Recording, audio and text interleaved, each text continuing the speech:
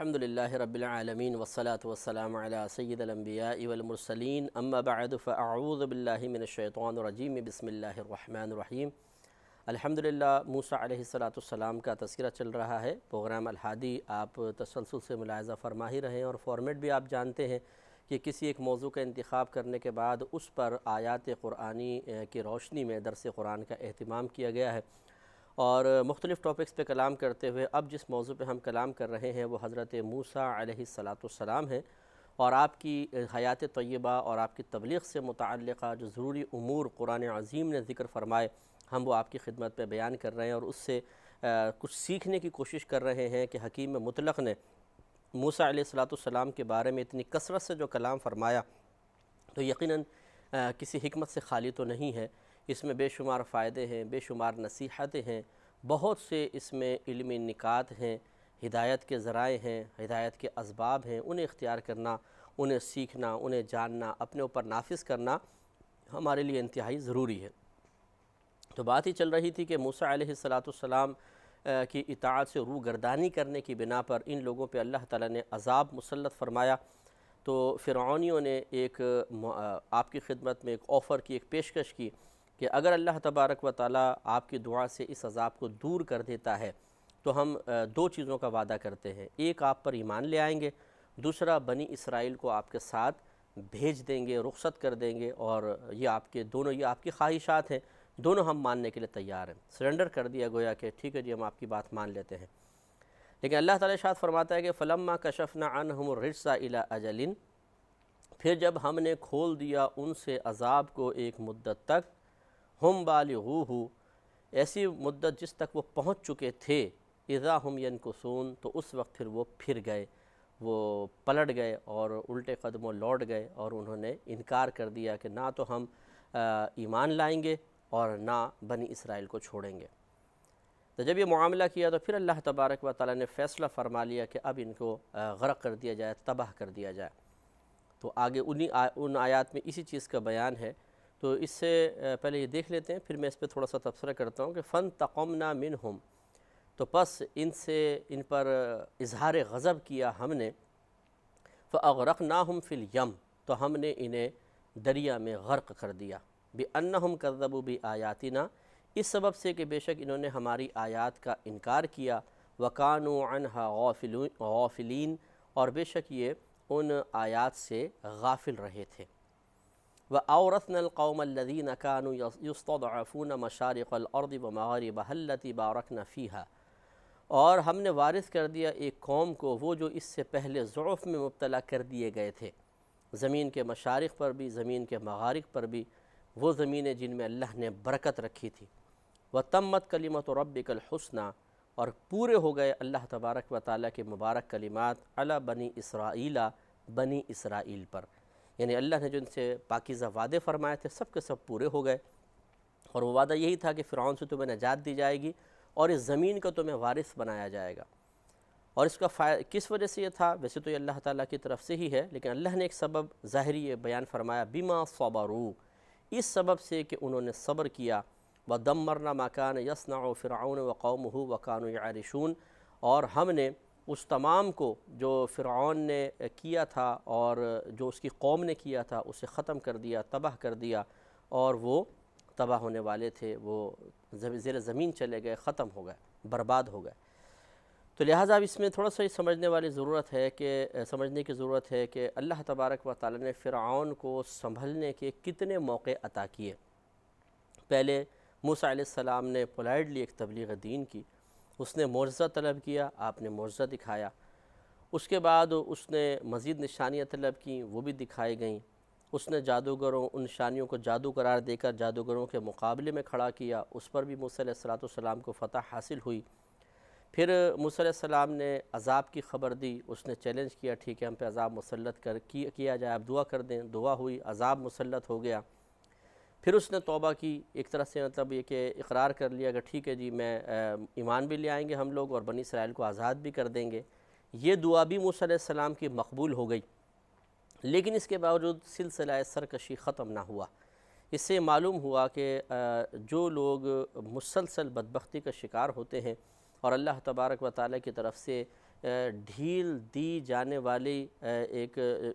جو اللہ کی عادت ہے، جو ایک معاملہ ہے کہ اللہ تعالیٰ ڈھیل دیتا رہتا ہے، اس سے ناجائز فائدہ اٹھاتے رہتے ہیں، وہ ایک دن ہلاک ہو جاتے ہیں۔ جیسے فرعون ہلاک ہوا، تو اس لیے ہمارے وہ بھائی اور بہن جو تسلسل سے گناہ کر رہے ہیں،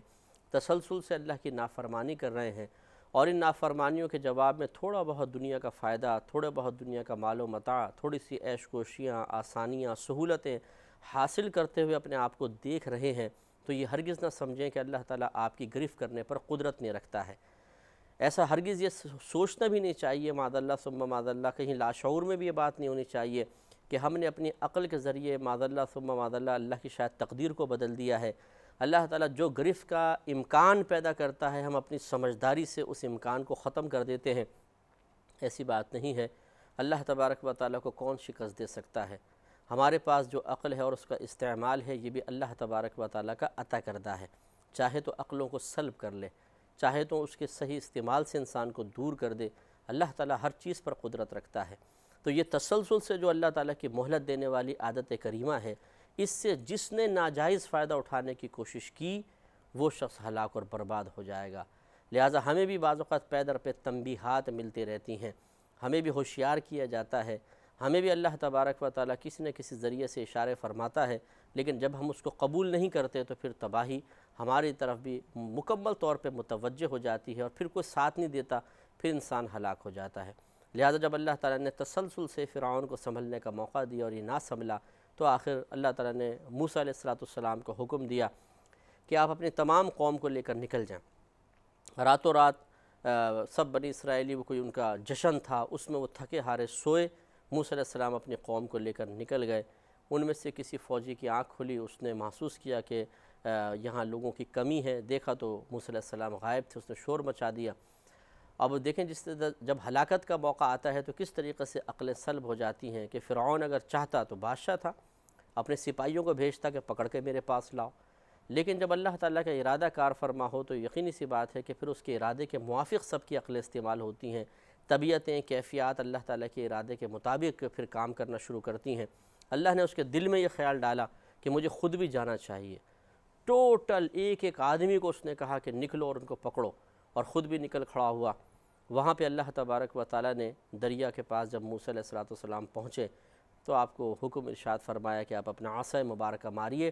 دریا آپ کو راستہ دے دے گا۔ اور 12 راستے کھلے تھے اس میں، کیونکہ آپ کے 12 قبیلے تھے، 12 خاندان تھے سمجھ لیں، ایک ایک راستے سے ایک ایک خاندان نکلتا چلا گیا، اور وہ پانی اپنے جگہ اس طرح ہلتا رہا، لیکن وہ راستہ بیچ میں بنا، کوئی پانی ملتا نہیں تھا۔ جب دور سے فرعون نے دیکھا تو اس نے بھی اپنی فوج کو حکم دیا کہ ان کے پیچھے دریا میں گھوڑے ڈال دیے جائیں۔ وہ سب اتر گئے۔ اب اتنا چوڑا اس کا پارٹ تھا کہ تمام کے تمام فرعونی جب دریا میں اتر گئے تو اللہ نے پانی کو ملنے کا حکم دیا، اور پانی آپس میں مل گیا اور فرعون غرق ہو گیا۔ تو اسی طریقے سے یاد رکھیے کہ آپ کے پاس کتنا ہی بڑا منصب کیوں نہ ہو، کتنی ہی دولت کیوں نہ ہو، کتنا ہی زور کیوں نہ ہو، کتنی ہی افرادی قوت کیوں نہ ہو، آپ کے کتنے ہی زیادہ رابطے اور کتنی ہی زیادہ جان پہچان کیوں نہ ہو، جب اللہ تبارک و تعالیٰ کی طرف سے گرفت کے مواقع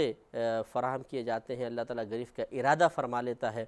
پھر کسی کی تدبیر کام نہیں آتی، کسی کا ساتھ کام نہیں آتا، پھر ہلاکت مقدر بن جاتی ہے۔ اس لیے ہمیں اس سے پہلے کہ ہم ہلاکت ہماری طرف متوجہ ہو کر ہمیں ہمیشہ کے لیے قبر کے اندر پہنچا دے، قعر ذلت میں مبتلا کر دے، ایسا کر دے کہ ہم سر اٹھانے کے قابل نہ رہیں، اس سے پہلے ہمیں سنبھل جانا چاہیے اور اپنے اللہ کی طرف رجوع کرنا چاہیے۔ اس کے بعد پھر اللہ تبارک و تعالیٰ نے سورہ یونس میں اسی طرح کے واقعے کو ذکر فرمایا ہے۔ اب انشاءاللہ سورہ یونس دیکھتے ہیں۔ اس کی آیت نمبر 75 سے 92 تک میں اللہ تبارک و تعالیٰ نے فرعونیوں کے بارے میں یہ ارشاد فرمایا اور موسیٰ علیہ السلام کی تبلیغ کا تذکرہ فرمایا۔ ارشاد ہوتا ہے 75ویں آیت میں کہ ثم بعثنا من بعدہم موسیٰ وہارون الی فرعون وملئہ بآیاتنا، پھر ہم نے بھیجا ان پے در پہ آنے والے رسولوں کے بعد موسیٰ اور ہارون کو فرعون اور اس کے درباریوں کی طرف، سرداروں کی طرف اپنی نشانیوں کے ساتھ۔ فاستکبروا، تو ان لوگوں نے تکبر کیا، وکانوا قوما مجرمین، اور وہ ایک مجرم قوم تھی۔ تو معلوم ہوا کہ نیک لوگوں کی بات قبول نہ کرنا، حق کو قبول نہ کرنا، یہ اللہ تعالیٰ کی سمجھ لیں کہ اللہ کے کلام میں بیان ہوا کہ مجرم قوم ہوتی ہے۔ فلما جاءہم الحق من عندنا، پھر جب آیا ان کے پاس حق ہماری طرف سے، یعنی جو معجزہ ظاہر کیا گیا، قالوا، تو انہوں نے کہا کہ ان ھذا لسحر مبین، کہ بے شک یہ تو ضرور کھلا جادو ہے۔ قال موسیٰ، فرمایا موسیٰ علیہ السلام نے کہ اتقولون للحق لما جاءکم اسحر ھذا ولا یفلح الساحرون۔ موسیٰ علیہ السلام نے فرمایا کہ کیا تم وہ حق جو تمہارے پاس آیا، کیا تم اس کو کہتے ہو کہ یہ جادو ہے؟ اگر بالفرض ایسا ہے تو پھر جادوگر تو کبھی فلاح نہیں پاتا، تو تم دیکھو گے کہ میں فلاح پاؤں گا، میں کامیاب ہوں گا۔ اگر واقعی یہ جادو ہے تو جادوگر تو کبھی فلاح نہیں پاتا۔ قالوا، انہوں نے کہا جئتنا لتلفتنا عما وجدنا علیہ آباءنا۔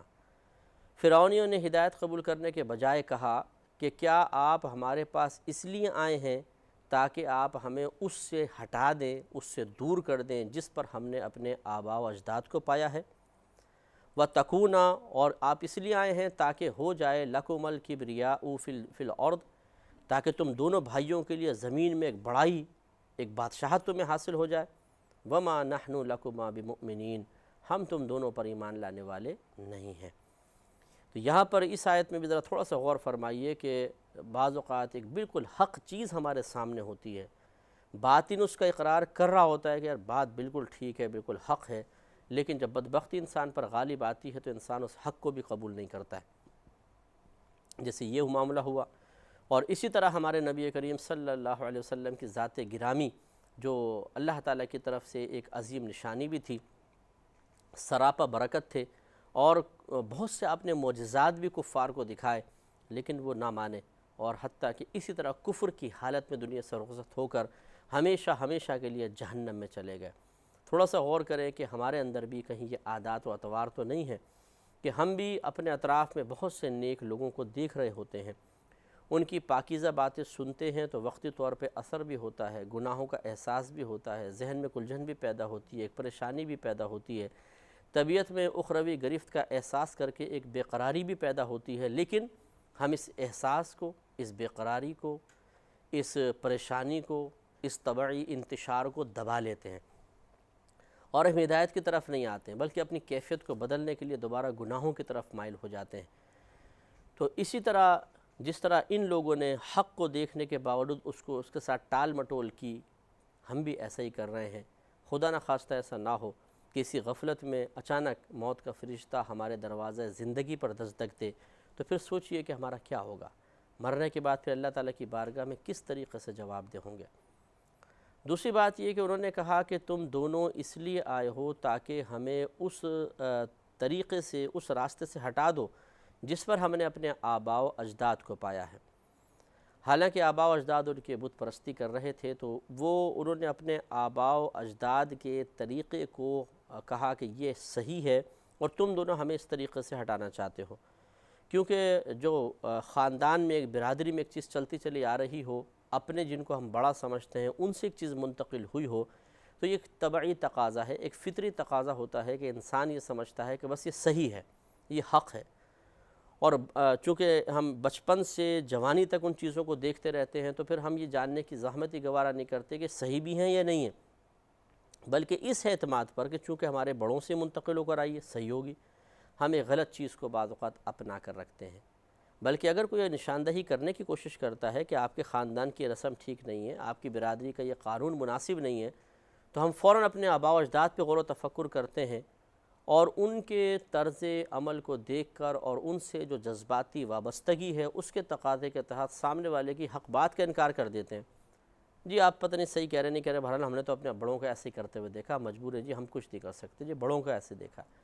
یہ غلط طریقہ ہے، یہ کفار کی روش ہے۔ یاد رکھیے، ہم اگرچہ ایک مسلمان گھرانے میں پیدا ہوئے ہیں، ہمارے آباء و اجداد بھی ہو سکتا ہے کہ کافی پیچھے تک مسلمان ہی ہوں،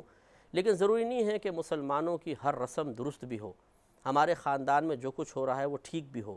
اس لیے ہمارا مشورہ آپ کے لیے ضرور یہ ہوگا کہ ایک دفعہ جتنے بھی آپ کے بڑے کچھ کام کرتے رہے ہیں، وہ کیا کیا کام ہیں اور کس انداز سے کرتے رہے ہیں، اس کے پیچھے کیا سوچ، کیا فکر اور کیا نیت کار فرما ہے، یہ سب چیزیں آپ لکھ لیں۔ مثلا ایک خاندان میں یہ عمل ہو رہا ہے، یہ عمل ہو رہا ہے، اس طرح کیا جاتا ہے، اور ہم اس خیال یا نظریے کے تحت کرتے ہیں، اور پھر ایک اچھے عالم و مفتی سے آپ معلوم کر لیں کہ میرا یہ طرز عمل یا ہمارے بڑوں کا طرز عمل ٹھیک تھا کہ نہیں تھا، 100% ٹھیک تھا یا اس میں کچھ ایرر ہے، کچھ خرابی ہے، جیسا وہ ہدایت دیں اس کے مطابق عمل کرنے کی کوشش کریں۔ بعض اوقات ایسا ہی ہوتا ہے کہ ہمارے خاندان میں کچھ غلط رسومات جڑ پکڑ جاتی ہیں، اور ہر آنے والا یہ سوچ کر کہ جی بڑے کر رہے تھے ٹھیک ہی کر رہے ہوں گے، اسے اختیار کرتے رہتے ہیں اور نقصان ہوتا ہے۔ جیسے میں نے اکثر آپ کو مثال دی، خیر اس کے عقیدے سے تعلق تو نہیں، ایک عمل سے ہے، لیکن بہرحال ایک سوچ، ایک قاعدہ بنا لیا جاتا ہے، اپنے ایک قانون بنا لیا جاتا ہے اپنے خاندان کے اعتبار سے کہ جی ہاں، مثلا بعض لوگ کہتے ہیں جی ہمارے خاندان میں بچیوں کو وراثت میں سے حصہ نہیں دیا جاتا، اور یہ سینہ بسینہ چیز منتقل ہوتی رہتی ہے، کیونکہ اگر وہ زمینوں کا حساب کرتے ہیں بیٹیوں کو دیں گے تو اوہو اتنے ایکڑ زمین تو بیٹی کے پاس چلی جائے گی، اور بیٹی نے کہاں جانا ہے؟ سسرال جانا ہے، تو پھر وہ لوگ قبضہ کر لیں گے تو ہماری آباء و اجداد کی زمینیں ان کے پاس چلی جائیں گی۔ اس وجہ سے ایک صاحب حق کو اس کے حق سے محروم کر دیا جاتا ہے کہ یہ پراپرٹی، یہ دولت ہم سے چھین کر کسی اور کے پاس نہ پہنچ جائے۔ گناہ کبیرہ کر لیں گے، لیکن یہ چمڑی جائے دمڑی نہ جائے، ایسی محبت ہوتی ہے اس زمین کے ساتھ، اور اس کو منسوب کر دیا آباء و اجداد کی نشانی ہے۔ آباء و اجداد کے پاس کہاں سے آئی تھی؟ اللہ نے تو دی تھی، آباء و اجداد کو اپنی جیب میں لے کر پیدا ہوئے تھے، انہیں پہ کس نے دی تھی؟ غور کرتے چلے جائیے، اللہ تعالیٰ نے زمین عطا فرمائی، اللہ تعالیٰ ہی دنیا کے اندر نعمت عطا فرماتا ہے، کوئی آباء و اجداد کی ذاتی پراپرٹی تو نہیں تھی کہ وہ عالم ارواح سے لے کر آئے تھے۔ جس کو چاہتا ہے اللہ تعالیٰ زمین کا وارث کرتا ہے، جس کے ذریعے چاہتا ہے ایک نعمت کو دوسرے تک پہنچا دیتا ہے۔ ہم اگر اس تقسیم کے راہ میں رکاوٹ بننے کی کوشش کریں گے تو گناہ کبیرہ کے مرتکب ہوں گے، لہٰذا بچیوں کو ان کی وراثت سے محروم کرنا یہ حرام اور گناہ کبیرہ ہے۔ اور اگر ہم نے فورس کر کے کیا، زبردستی کیا کہ بچیوں کو پتہ ہے کہ اگر نہیں معاف کریں گے تو یہ ہمیں ٹارچر کریں گے، ہم سے ان کے رویے بدل جائیں گے، ان کے موڈ آف ہو جائیں گے، ہم پر جو تھوڑا بہت انعام کا سلسلہ ہے وہ ختم کر دیا جائے گا، اور وہ بیچاری مجبوری میں یہ کہتی ہیں ٹھیک ہے ہم اپنا حصہ نہیں لیتے ہیں، یہ حقیقتاً معاف کرنا نہیں ہے، یہ آخرت پہ وبال ہوگا، کیونکہ آپ نے ایک شخص کو ایموشنلی بلیک میل کیا ہے اور اس کو مجبور کر دیا ہے کہ وہ اپنی مرضی کے خلاف فیصلہ کرے، اور اس طرح زبردستی فیصلہ اپنے حق میں لینا شریعت اسے بالکل پسند نہیں کرتی ہے۔ اب اگر کوئی یہ کہے کہ جی آپ کے خاندان میں مثلا ایک بڑے چودھری صاحب ہیں، ایک بڑے وڈیرے صاحب ہیں، ایک بڑے سردار ہیں کسی جگہ کے، اور بڑی زمینیں ہیں، اب ان کو سمجھا کر تو دیکھیے آپ، وہ آپ کی گردن شاید اڑوا دیں گے، حق بات کو قبول نہیں کریں گے۔ سمجھنے کی ضرورت ہے، اللہ تعالیٰ عمل کی توفیق عطا فرمائے۔